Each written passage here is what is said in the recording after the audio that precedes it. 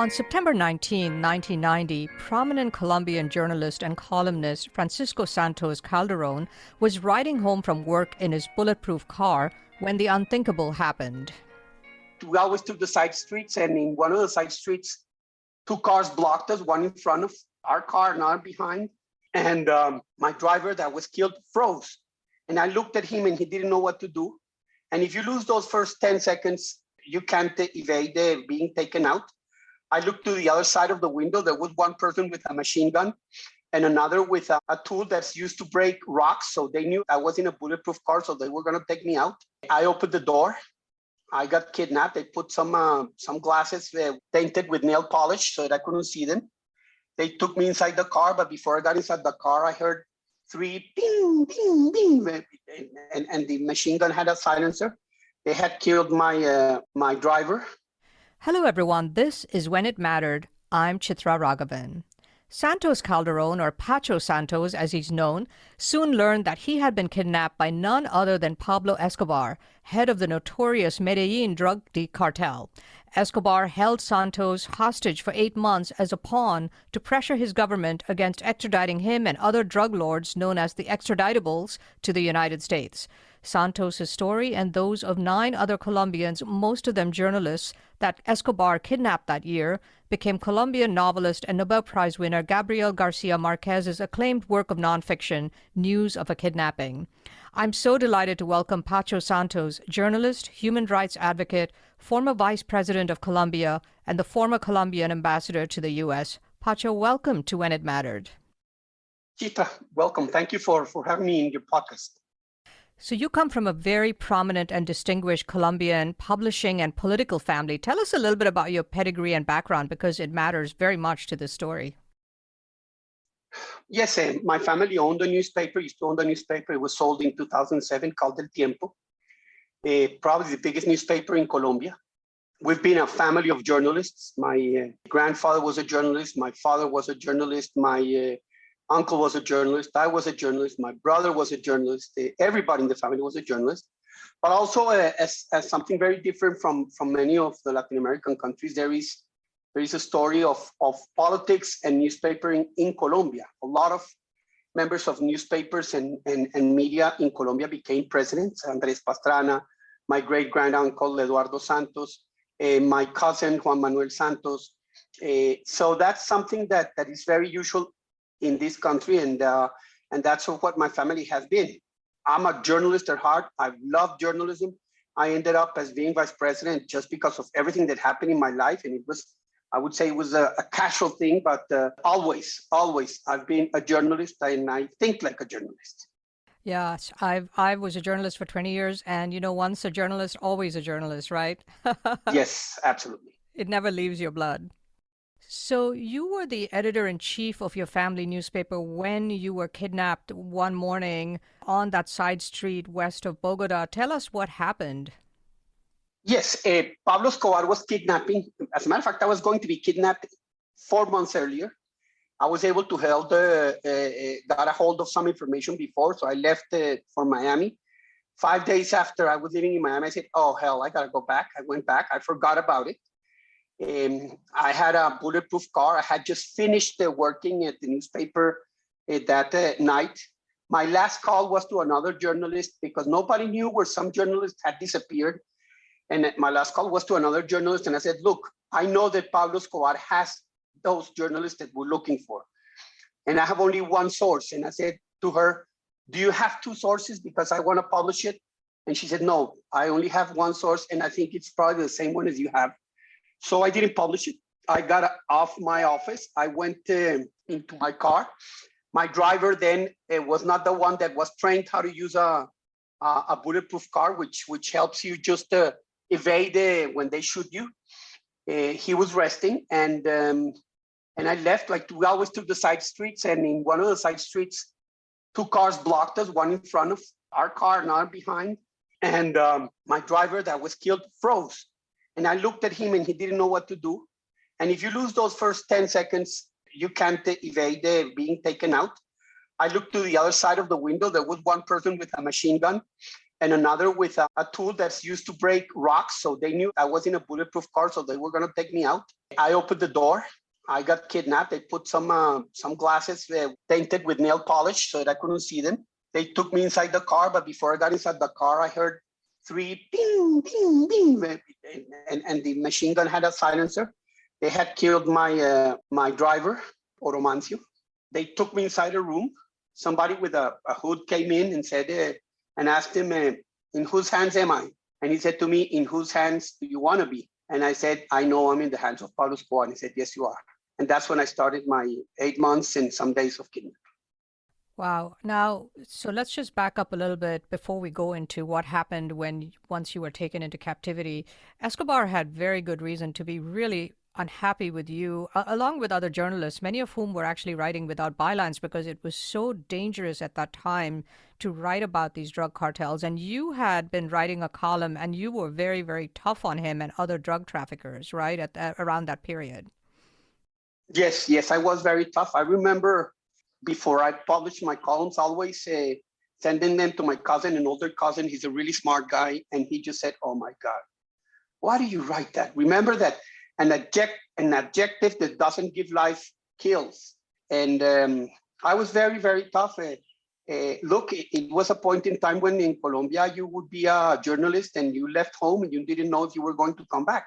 But I've always been a free spirit. I've always known that having the possibility of fighting for what's right is what you have to do. I think that's what I love the most about journalism. And I really thought, and I really still think that drug trafficking is the biggest cancer of our societies. And I was very, very, very tough. And he knew that by kidnapping me, he would pressure my family, a very important family. He would silence other journalists. He would pressure the government. And I guess that's why he had targeted me once before. And then afterwards, 6 months afterwards, when he finally did it.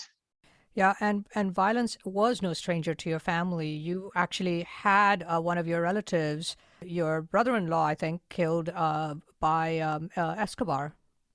Yes, I remember in 1988, 89, when the drug violence was horrific. We were together in a family meeting with my brothers, my sisters, wives. And I said, you know, this hasn't touched us. When will it be? You know, I think we're next. I didn't know that. A few months later, my sister's husband died in the plane where Escobar put a bomb, the Avianca airplane. And just 1 year later, I was kidnapped by him. So I was right. And obviously, when you understand how Colombia was at that time, it was absolutely clear that we had to be a target. Yeah, I mean, it was such an incredibly hostile environment. And just to give a little bit of background, and Gabriel Garcia Marquez really describes this really well in his book, News of a Kidnapping. There's these growing hostilities between the cartels and the Colombian government that had been brewing since the late 1980s because of this Colombian-U.S. treaty that allowed drug dealers to get extradited from Colombia to the U.S. to face incredibly harsh sentences, right? So this was sort of the background against which this happened. And so what these drug dealers were forced to do was basically, as Marquez says in his book, they went underground fugitives in their own country, he says.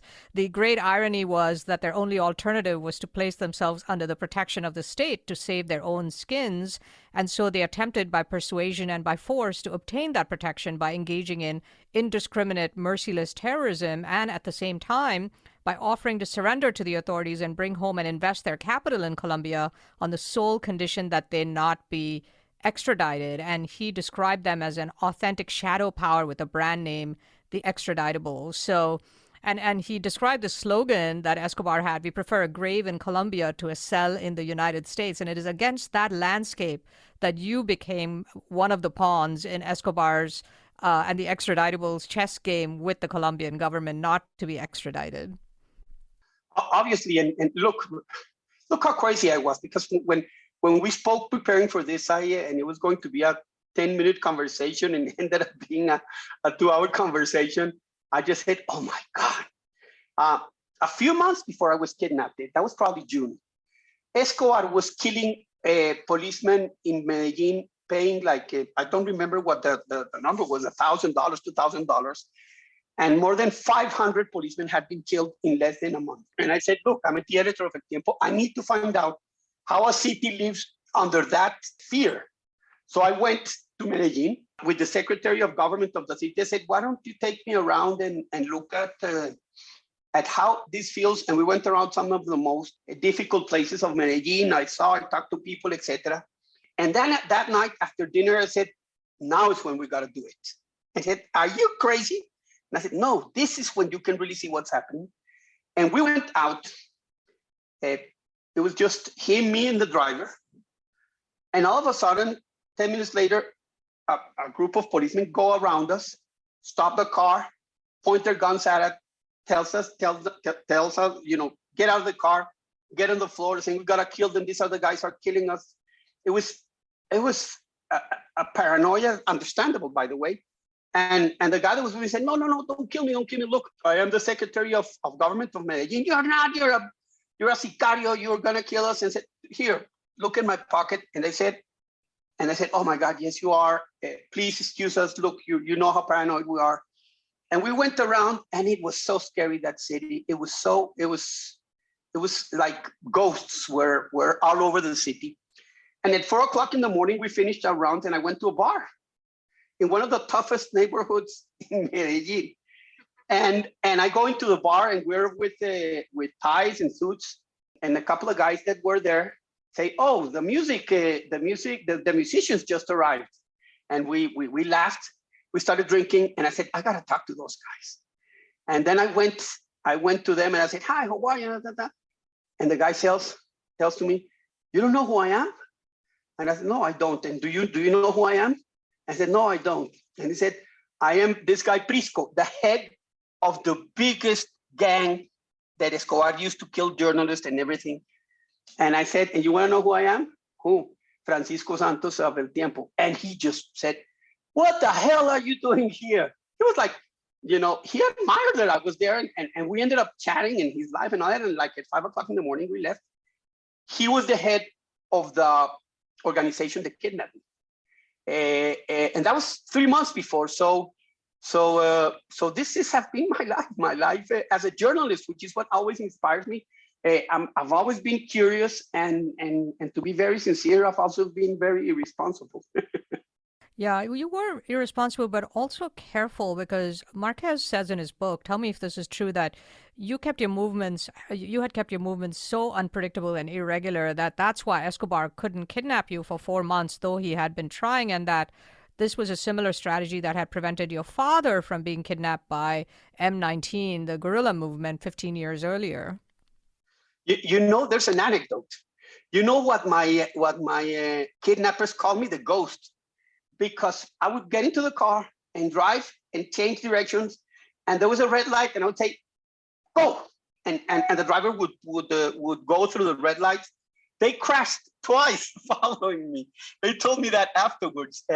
So it was, I didn't know they weren't following me, but they had a lookout post right outside my house, right near the newspaper. So yeah, and I was a ghost, I guess. So, but on that day, they succeeded. So they kidnap you, and where do they take you next? Tell us what happened next. Well, they take me to this house. They put me in a boarded room, small room. They gave me a radio. My soccer team was playing, and I heard that. And I said, why don't you give me something to drink? They gave me a bottle of aguardiente, and I drank it like in 2 minutes. I went to sleep, and that's when it started. It was in Bogota, near a very big brewery company, because I could hear the alarm of the change of working rotation. So it used to go at 6, at 2, and at 10 o'clock. And I knew I was near, so I knew I was in Bogota. Now, is it true that the guys who kidnapped you did it in a big hurry, not because of security concerns, but they wanted to get back to a big soccer game? Well, no. That's I don't know that. But they were very professional. They knew what they were doing, and they understood the importance of sending the message by killing the driver. There was no need to kill the driver. They killed it, but they needed to send a message. And during those times that I was in captivity, the only time I saw any lapse in security was when one of the guys left a machine gun in the room when he left. I always had somebody 24 hours a day with me with the hood, and he left. And during those 10 minutes when I had that machine gun right on my feet because I was chained to a bed, I said, look, I can get this machine gun, start shooting, and this is it, it's over. But then I realized that I couldn't kill a human being. So after like 15 minutes, I tell to the guy, because he didn't come back, obviously. And I said, come on, get this thing out of my, don't put those temptations on me, come and take it. And he came in and he was pale. I could see it in his eyes and he was so pale, and that was that. So what was your life like during those 8 months? What were the rules of the house, and how afraid were you? You were married, you had 2 little kids. What was your mental state of mind? Look, I never thought I was going to survive. I knew I was dead. So I built a huge wall, emotional wall, to not think about my wife, my kids, my dad, my family, up to the point where it was such a tough barrier that I built around me that a few months later, they, in the newspaper, and they used to bring me sometimes the newspaper, sometimes they would allow me to see television, they would bring television, and I would see 3-4 hour television. And they bring me a newspaper, and I look at it, and then I'm throwing it out, and I said, wait.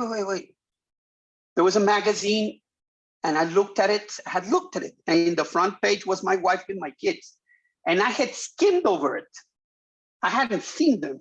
So that was my first decision. My second decision was try to survive every day. And you start creating a routine in which you wake up and you say, is this going to be my last day? And you go to sleep, and you go to sleep thinking, it is going to be my last night. As immediately as I knew that Escobar had kidnapped me, I told the guys, tell him I need these books. And I gave him a list like of 100 books I wanted to read. They brought them to me. So I read them like 3 or 4 times. They would allow me to hear radio, and I would hear radio a lot. And I did a lot of math equations and things like that in my head. I wrote columns, like if I had still being a journalist and a columnist. When I knew a few days before I knew they was going to be free, I started rereading them, and I knew that they weren't being written under absolute freedom. So I touched them. I threw them on the bathroom, but it was survival day in and day out. And wait, and what you realize is that survival of the fittest really, really, really works. Because look, I'm allergic. You can hear me, I'm coughing and all that. I'm very allergic. During those 8 months, I didn't have anything. And it was a filthy room. And I didn't get a cold. And then you realize how the human evolution and the capacity of adaptation of the human being is, that in such tough environments you can survive physically. Emotionally, it was sort of living in a vacuum and just taking care of 1 minute after the other. What was your relationship with the guards? It was really good. Look, I'm a journalist. I started talking to them. I taught one to read. And I remember,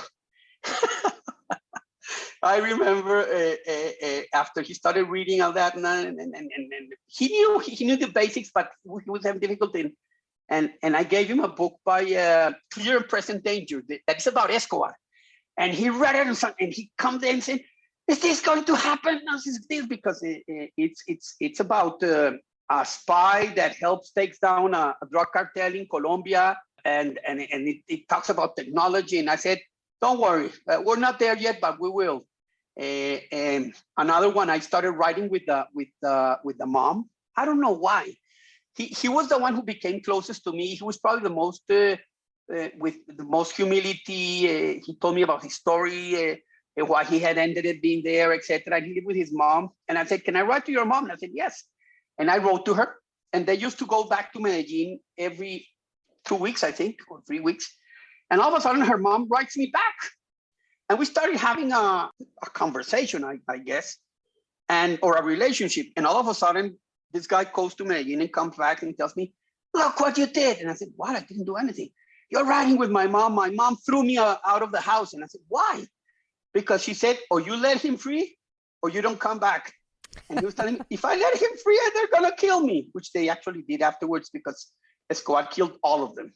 And it was fun. It was funny. And I saw the worst of the human being, the best of the human beings. I saw humanity at its black and white. There was one of the guys who was such a murderer.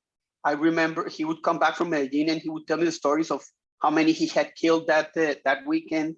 He almost shot one of the ladies that gave me food.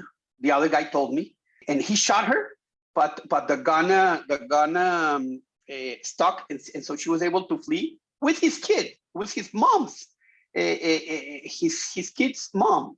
That's what kind of animal he was. So it was an experience. Wow, yeah.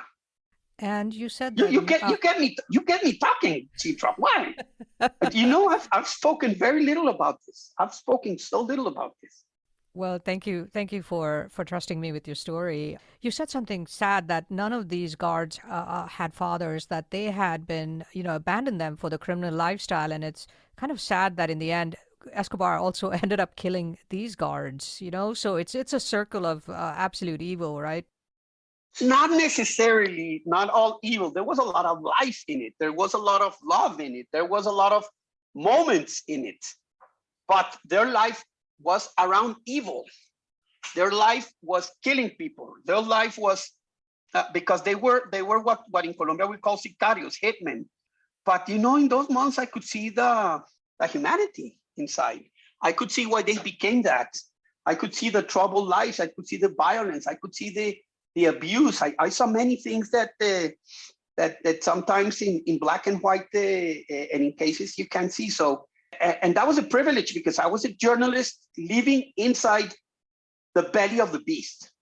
I was, and I saw other elements of that beast that helped me understand why those guys ended up doing what they're doing. It doesn't mean that I agree with it. It doesn't mean that I'm for it, etc.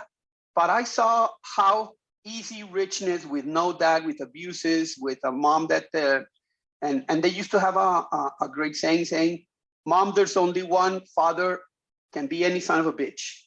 They used to say that. So there was a relationship and there was a way of seeing life that I was able to understand, although didn't share. Now, you were kidnapped in September. In October, you sent a message to your president. What did you say? I said, look, this guy doesn't understand that journalism and media are opposites, that we are in a clash. Obviously, I understand my family's history and understand this. And look, please do whatever you can to free us, but don't forget that you just a few months ago swore to upheld the Constitution and the law, and that's what you have to do. And I repeated that twice. And I knew afterwards, because I had no connection, that a lot of people were very impressed.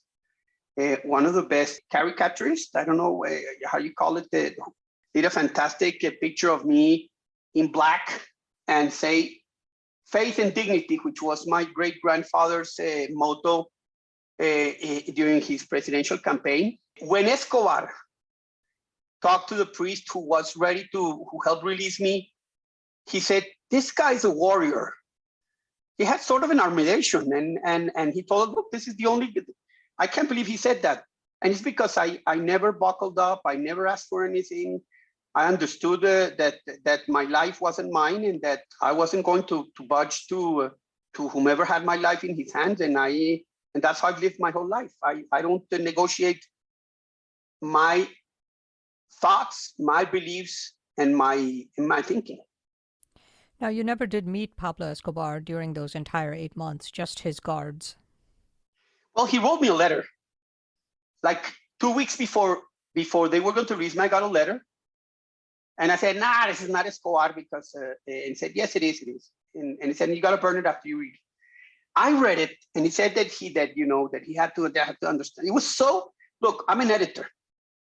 I used to return my wife's letters edited when I was studying at the university. That's how detailed I am. And I couldn't edit a comma of that thing he wrote. It was written perfectly. And that's my only relationship with him. I burned it. After I was released and he gave himself up in jail, he said, I'm only going to give one interview to Francisco Santos. And I was ready to go. And I think it was a mistake that I didn't do it. I was in a fragile state of mind, obviously, but President Gaviria, when I told him, look, I want to do it, he said, look, this will never come out well. If you do a soft interview, you will be accused of it. If you do a very tough interview, he will kill you next time. It sounded like a pretty sound advice, so I didn't do it. You regret that? I regret it totally. I would have loved. Look, I interviewed one of the big guys later when I was in the radio. I went to the jail and I interviewed Popeye, the biggest hitman he had to his side. He's the only one who survived. He recently died. And I go into the jail and he's coming that, and you know what he says? He says, wow, I'm seeing a ghost. And I said, why, Popeye? Why are you seeing that? Because you should have been dead so many years ago. That's how our conversation started. And I loved every second of it. Well, what did Pablo Escobar say to you in his letter to you that was so perfectly written? No, I don't remember very well, but why he had done this. He was a good politician, that he was going to free me, that he wanted a better country. You know, it was a little bit more political than anything else, but very well written. So even though he held you hostage as a journalist and editor, you admired his writing. I couldn't edit a word, of course. Of course. Look, believe me, if I had seen a comma that wasn't well placed, I would have changed it. And I read it like 3 times because I couldn't believe it. So it was fun. But you had a very dark period when you found out initially that potentially you were going to get killed. So it wasn't, you didn't have your spirits up the whole time. There was a No. No, you go up and you go down, you go up and you go down. You have your good day, you have your bad days. Somebody was always in my dreams. And that's something that was with me in my 2 periods where my life was very much at risk.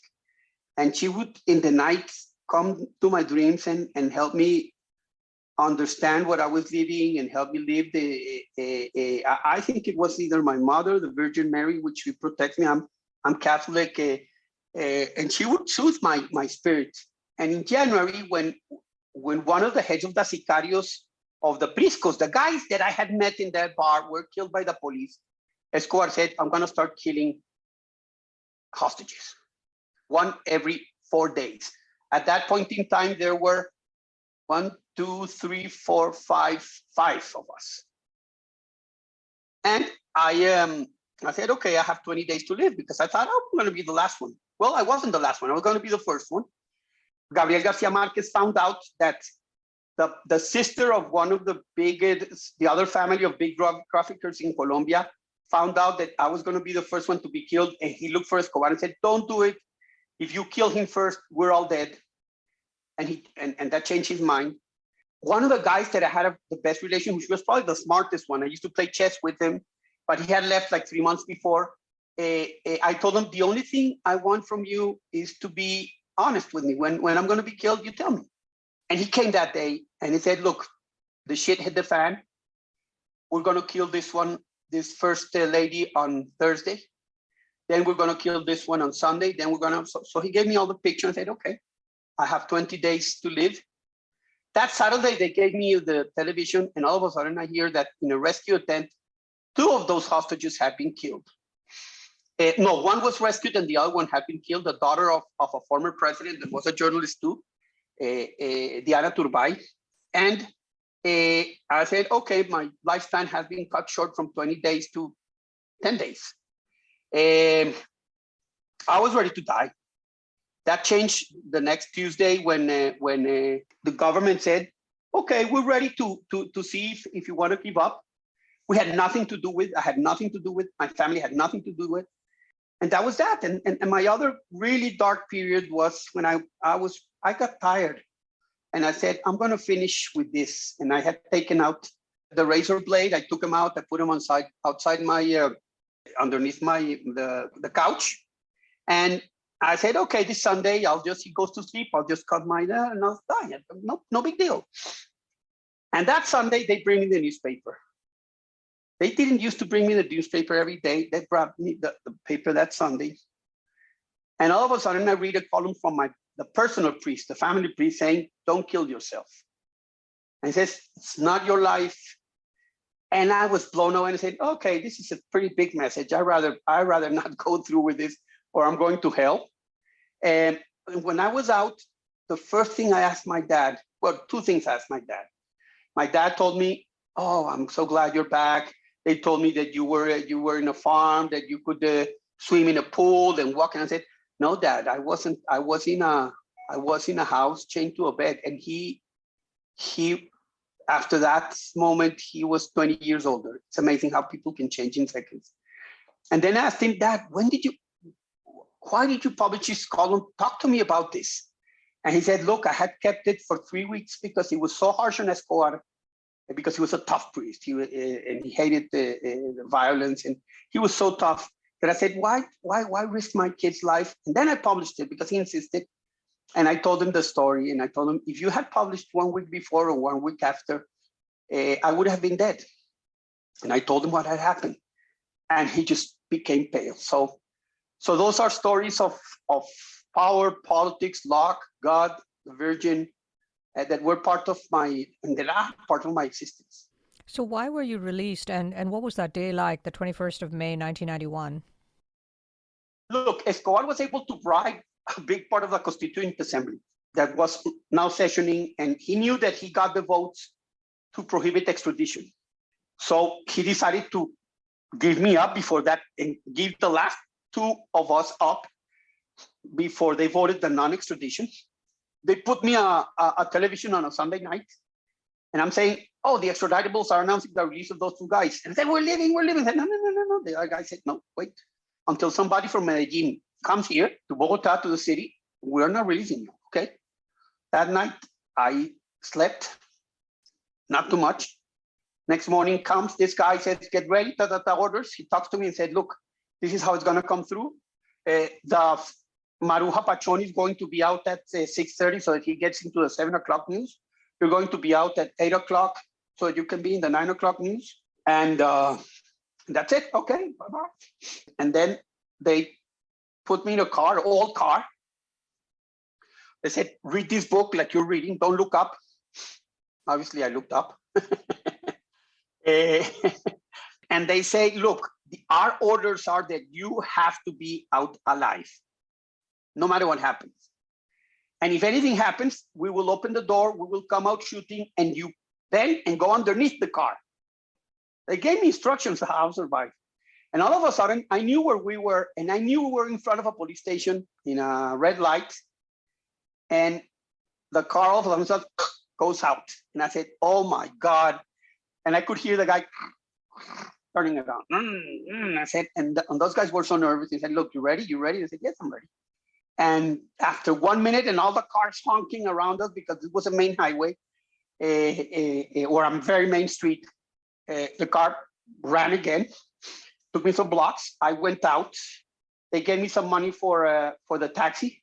No taxi would stop until one stopped, and I opened the door. I told him, please take me to freedom. And he says, oh, Mr. Santos, I can't believe it. I'm going to take you to... And then he was taking me home. I gave him the money, which was 20,000 pesos, that at that time was a lot of money. He said, and I told him, look, you're going to have your 15 minutes of fame.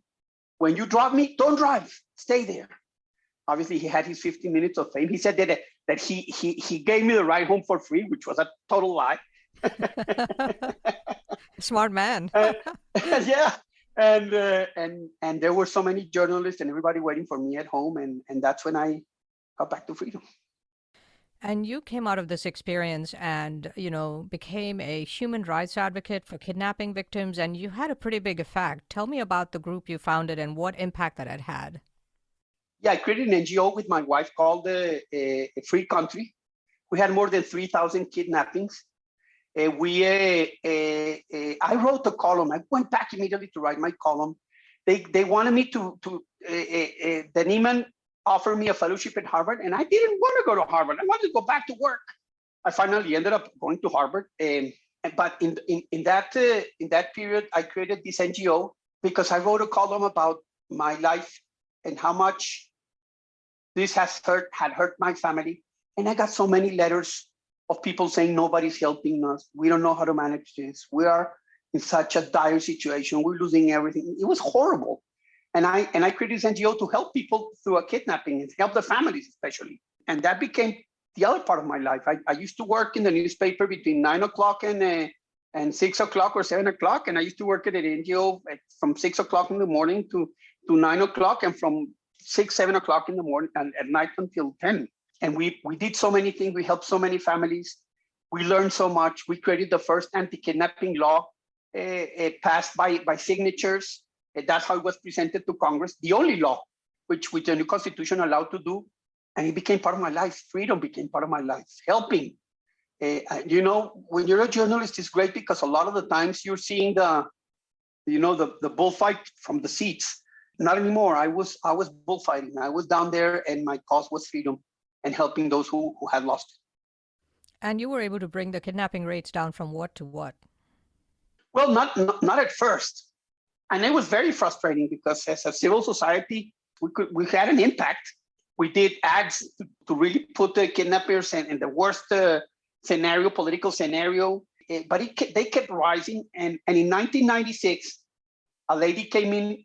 We were in a board meeting at the NGO and said, "Look, my husband has been kidnapped by the FARC for 1 year. I want to do something." And I was so frustrated that I said, "I want to do something for my husband," she said. And I said, "No, we're going to do something for all of the kidnappings." And in the middle of this horrible violence done by the FARC and the ELN and the paramilitaries, I decided to do some marches, huge protest marches. Everybody thought I was crazy. And all of a sudden, hundreds of thousands of people in 5 cities come out. Just with no money, you just tell them, "Come out, we're going to do this, we want to protest this." And there were like 200,000 in Bogota, like 200,000 in Medellín, like 150,000 in Cali. And from then on, another life in me became born. And it was, you can move people, you have to move people. If you want to get things done, it's not only you, it has to be through people. And after that, we did a vote for peace that got more than 10 million votes as an NGO. Then the ELN kidnaps a church and kidnaps a plane, and we go back to protest in a protest movement called No More, based on what was happening in Spain. And we were able to get millions of Colombians out. Millions. And we were doing these protests in the middle of a peace process with the FARC, between Pastrana's government and the FARC. And the FARC decided, "Oh, these protests aren't good for us. I need to kill him." And they were going to kill me. So that the head of the intelligence in the Colombian police came to my house and told me, "Look, the FARC is going to kill you. They just hired this group. This front did it. This FARC front has done this, etc." And I said, "How do you know it?" And they said, "It's because the CIA has infiltrated that group, and by law, they have to tell the person who's going to be hurt that they're going to be hurt." And so I changed my lifestyle. I kept with the protests. We kept doing, lots of on streets activism, very, very tough and very harsh against the FARC, the ELN, the paramilitaries. And one day, I changed my whole life routine. I would go only from the newspaper to my house, and from my house to the newspaper in a bulletproof car with bodyguards. And in the middle of that, I said to the driver, "Turn left." I said, "Where are we going?" "I'm not telling you." Turn left. And when he turned left, I said, "Let's go to the farm," which I have a farm 1 hour outside Bogota. And I said, I want to breathe air. We go there. I stopped at a place where I always stopped when I could, to buy some chorizos. And I decided not to eat them there. I decided to take them to the farm. I always used to eat them there. And 2 minutes afterwards, the lady calls me, the lady that I knew her very well, and says, "Look, somebody just came here. They said they're your bodyguards. They're not your bodyguards. I know your bodyguards. They came, they have big weapons. They're telling me where you are. I told them I didn't know. And they left. I think they're after you. The next day I left for exile for 2 years, first to Miami, then I lived in Spain, and I worked in El País, the biggest Spanish-speaking newspaper in Spain and probably in the world. And I was very happy for 2 years until I became vice president. You served as vice president for 8 years. What were your contributions at that time to fighting narco traffickers and reducing kidnappings? And do you think it had an impact? Look, I didn't want to be a vice president. That wasn't my plan. I remember I came to Colombia to extend my stay in Spain, to get some work from Colombian television in Spain, etc. And all of a sudden, the candidate Álvaro Uribe calls me the day before and said, look, I want to talk to you because I have this problem with a journalist, Joe Contreras from Newsweek, and I don't know how to deal with this. Can you give me advice? And I said, sure. As a matter of fact, I'm going to be in Colombia. I arrived there on a Saturday morning, and we start talking. And he talks to me about this. I talk to him, and then he says to me, look, I have a problem because the person I had as a vice president can't be because the law doesn't allow it. I'm looking for vice president. What do you think about this? And I told him about this person and this person. He went like through 5 names. And all of a sudden he looks at me and said, how about you? And I didn't hesitate. I said, yes. What the hell was I thinking? And what the hell was he thinking? I don't know. Very crazy decision. But that's how I became. He comes out. He tells his 2 advisors, look, I present you the new candidate for vice president. And they just flipped. And that's how my political career began. And did you enjoy it? I enjoyed it a lot. And I think I'm starting to think that my life and what God has written for me is a fight for freedom. And I became an advocate for that. And we reduced kidnappings from 3,000 to less than 50, up to a point where the NGO, I closed the NGO. We closed the NGO. It wasn't needed anymore. There were practically no kidnappings. The state had adapted. So I guess it's not a coincidence, just that I was here. I think it was part of my destiny. I worked in human rights too, because when I became an activist, I started seeing all the other things that were happening. And one part of my job was helping protect the labor leaders, protect social leaders. And we did a hell of a job in that. Colombia was totally different in 2002 than from 2010, even though we were an authority government. We understood very well that authority was the #1 issue in Colombia, but we needed to protect everybody. So I loved it. I learned so much. Public service is amazing. If I had to do it again, I would. And part of my life, my history was being part of that, which I consider is one of the best governments in Colombia's history. But not because of that, because of what we were able to do for people being more free. And looking back after our conversation, I realized, wow, my life in the end was fighting for freedom, for individual freedom, for collective freedoms. And my job as vice president was a big part of that. So what are you doing now? Afterwards, I went back to journalism. Actually, I was fired from my job of journalism because I was very tough against the next government, which was headed by my cousin. You were fired by your cousin? No, I worked in a journalism company that had other businesses, industrial businesses and all that. I used to do a 4-hour radio program every morning. And I was very tough because I thought that he wasn't doing things the right way. I thought the country that was going the right direction, but it was journalism. And all of a sudden, the owner of the company said, look, I think we're going to have to let you go because they're putting some pressure, big pressure from the government. And I said, I understand, don't worry about it. I didn't make a big deal. I didn't did a scandal, I left. I went back to a certain extent into politics. I was a candidate for the mayor of Bogota, which I think the local power is more important than anything a president can do. That's where you change really lives. And I was writing in newspapers. I still had a column. And in the year 2018, then President Iván Duque asked to see me, and he says, how's your relations with the US? And I said, look, because between 2002 and 2010, when I was vice president, I had to deal a lot with the US, a lot. I used to come and I used to travel to the US 10, 20 times a year, talk to senators, etc. And I said, look, my relation is very good, but my knee pads are gathering dust in my closet. And he said, you better bring your knee pads out because I want you to be my ambassador in Washington. And I took the knee pads and I went back. And I loved it. I love being an ambassador. And one of the things, again, this is why our conversation was so illuminating for me. I realized that as ambassador of Colombia, I had to work for Venezuela, for the drama that the Venezuelans were living, to raise up the expectations of the freedom they were losing, the freedom to eat, the freedom to live, the freedom to work, the freedom to write, everything. The chaos was so big. So I worked very, very hard with the State Department and with the White House. And I started bringing congressmen from both parties to the border with Venezuela. And they saw firsthand the huge problem that Venezuela was.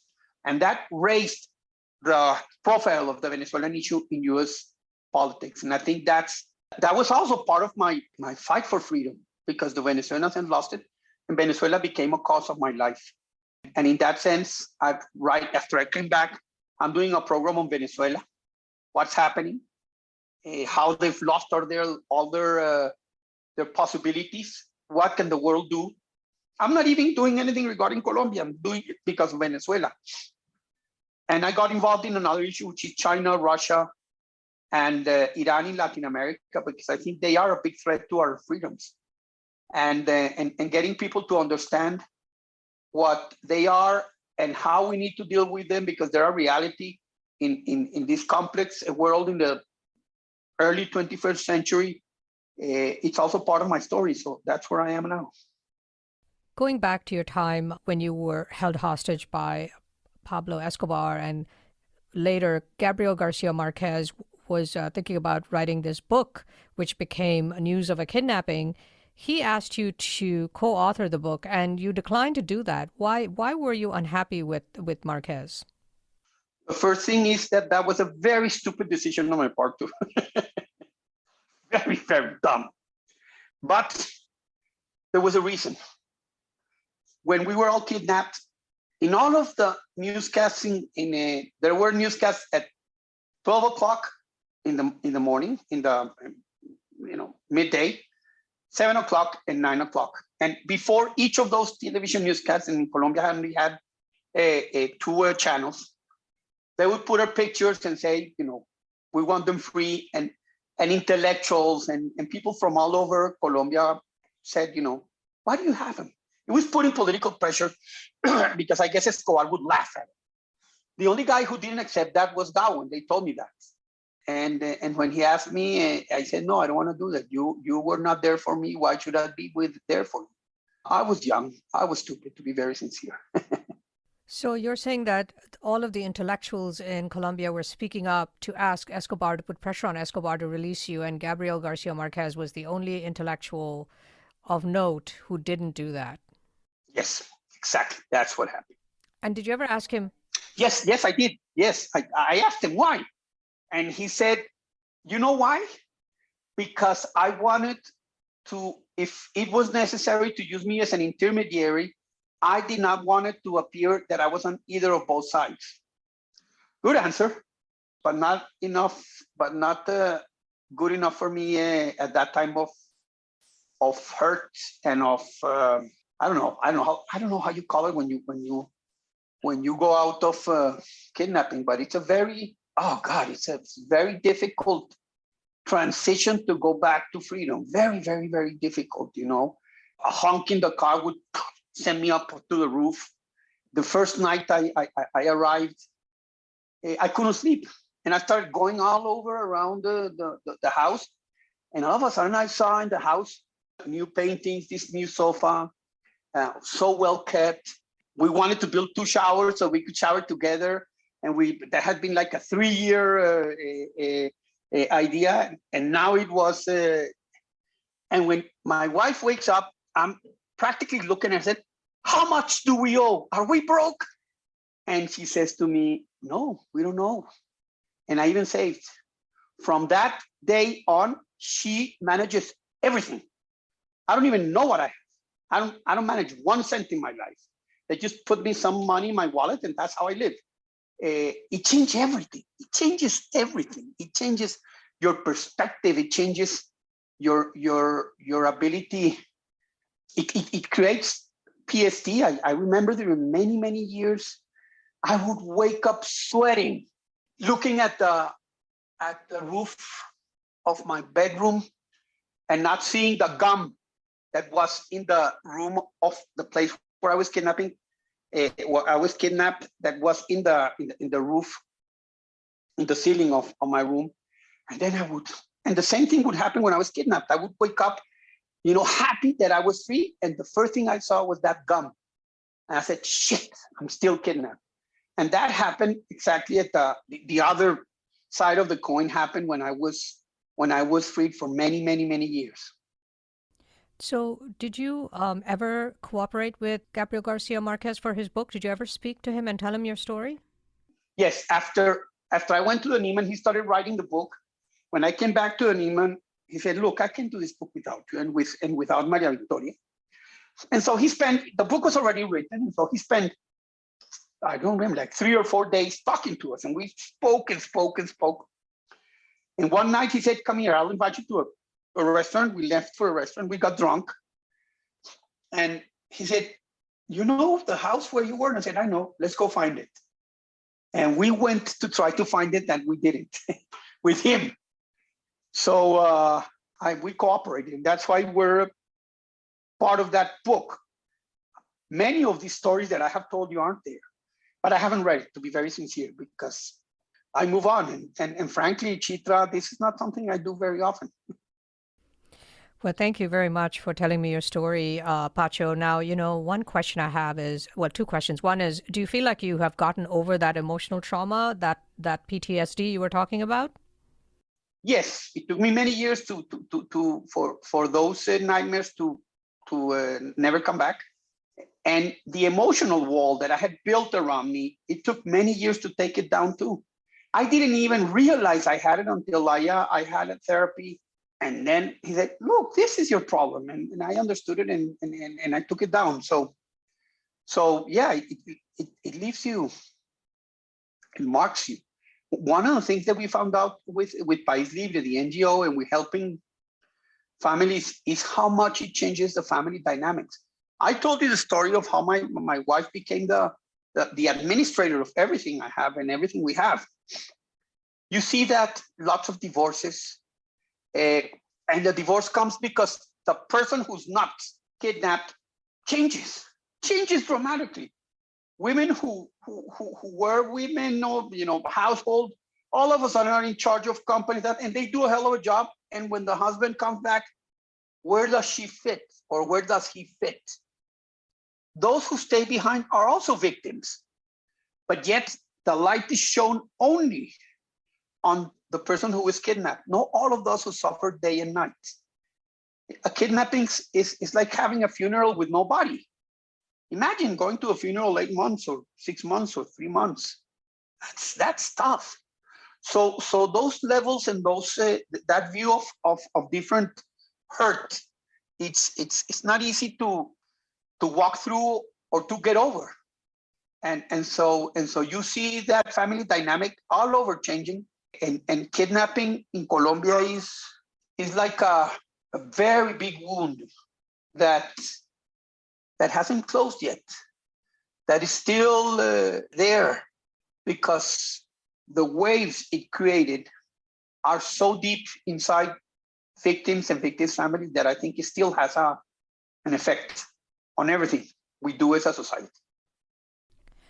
My last question to you, Pacho, is looking back at your younger self, that journalist who was very careful yet very reckless and wound up getting kidnapped by Pablo Escobar, of all people, sitting in that room day after day for 8 months. What would you say to your younger self, to that journalist, to that young man who had been kidnapped, and the journey that you've been on? I wouldn't say anything. I'm still the same. I'll give you an anecdote. Look, I've become an advocate here in Colombia, in the US, in Latin America regarding China, Russia, and Iran and the danger they create. So I talk on media and all that. And the other day I was talking on the media and my son was there. My son is 27. And I was talking about China and the threats of China to democracy and how everything that we know that's coming to our region. And I finished and my son says, Jesus, Dad, aren't you tired of that? I said, what? You got kidnapped because you were so upfront. Now your enemy is going to be Xi Jinping? And it hit me. Yeah, I haven't changed. Freedom is my fight. Freedom is my life.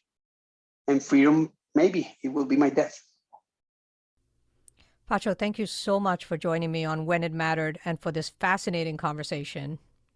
Chitra, thank you. Thank you very much. Francisco Santos Calderón is a journalist, human rights advocate, former vice president of Colombia for 8 years, and the former Colombian ambassador to the U.S. He was kidnapped by Medellín drug cartel leader Pablo Escobar in 1990 and held for 8 months. His story and that of 9 other prominent Colombians kidnapped by Escobar in 1990, most of them journalists, became Colombian Nobel Prize novelist Gabriel Garcia Marquez's acclaimed nonfiction book, News of a Kidnapping. This is When It Mattered. I'm Chitra Ragavan. When It Mattered is a podcast from Good Story, an advisory firm helping technology startups with brand strategy, positioning, and narrative. Our producer is Jeremy Kaur, founder and CEO of Executive Podcasting Solutions, with production assistance from Kate Cruz. Our creative advisor is Adi Wineland, and our research and logistics lead is Sarah Muller. Don't forget to subscribe to the show on Apple Podcasts or your preferred podcast platform. And if you like the show, please rate it 5 stars, leave a review, and do recommend it to your friends, family, and colleagues. For questions, comments, and transcripts, please visit our website at goodstory.io or send us an email at podcast@goodstory.io. Join us next week for another episode of When It Mattered. I'll see you then.